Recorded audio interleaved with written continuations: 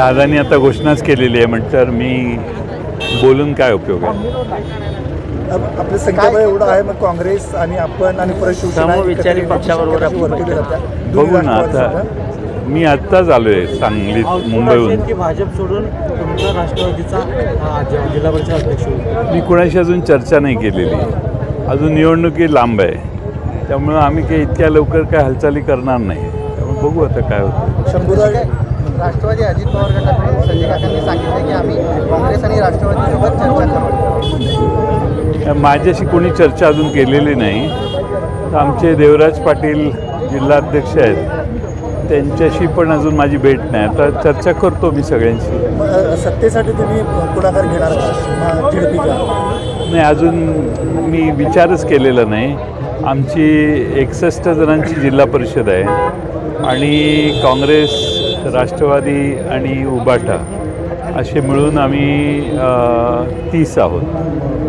त्यामुळे बघू काय. शंभूराज काटकर अनेक ठिकाणी भाजपला शिवसेनेला शिव दिलेला आहे. शंभूराज काटकरांना भाजपबद्दल विचारलं असं त्यांनी सांगितलं की एका लुगडात बाई म्हातारी होत नाही. शंभूराजे देसाई भाजपवर आता आरोप म्हणाले. केलेले आहेत त्यांनी जोरदार. होय का? ठीक आहे, बघू. मला चर्चा पण एकंदरीत आपल्याला काय वाटतं जिल्हा परिषद संदर्भात मला सध्या काहीच वाटत नाही. कारण तीच असून चंद्रकांत पाटील म्हणतात की आता दादा म्हटल्यावर दादांच्या विरोधात मी कधीच काही बोलत नाही. त्यामुळं दादांनी एखादा विधान केलं तर दादांना उत्तर देणं मला योग्य वाटत नाही. दादांचे महत्त्वाचं म्हणजे गेले 2 दिवस झाले की रोहित पवार सांगत आहेत की दादांच्या बाबतीत जे काय घडलं तो कट आहे म्हणून त्यांनी काल माहिती दिली घातपाताचा. नाही, आता चौकशी जी आहे चौकशी पारदर्शी व्हावी आणि काय आहे ब्लॅक बॉक्स मिळाले तर त्यात काय म्हटलेलं आहे सगळ्या गोष्टी. म्हणजे वैमानिक विमानात बसताना एक टेस्ट असते, त्याने काही कशाच्या अंमलाखाली आहे किंवा नाही हे तपासलं जातं. असे सगळे मुद्दे व्हेरीफाय करू दे तपासणी व्यवस्थेला आणि त्याच्यातनं काय निष्कर्ष येत आहेत ते बघू आपण. परवा आपण सुनेत्र वहिनींना सुद्धा आपण भेट घेतली.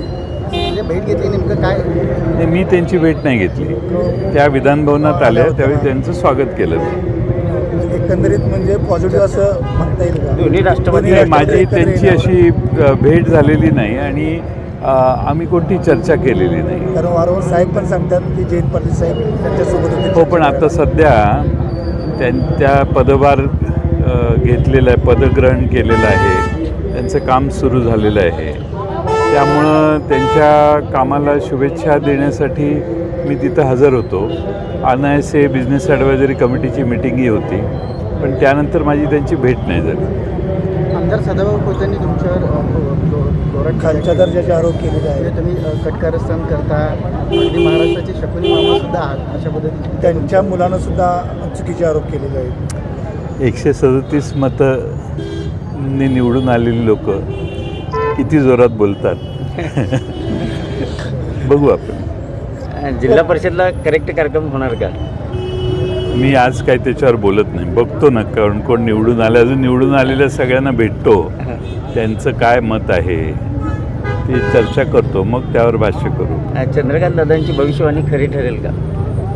नाही, दादा हे मला माननीयच आहेत, त्यामुळे दादांच्या बद्दल मी काहीच बोलत नाही. आणि ते सगळ्यात मोठं ते माझे हितचिंतक आहेत.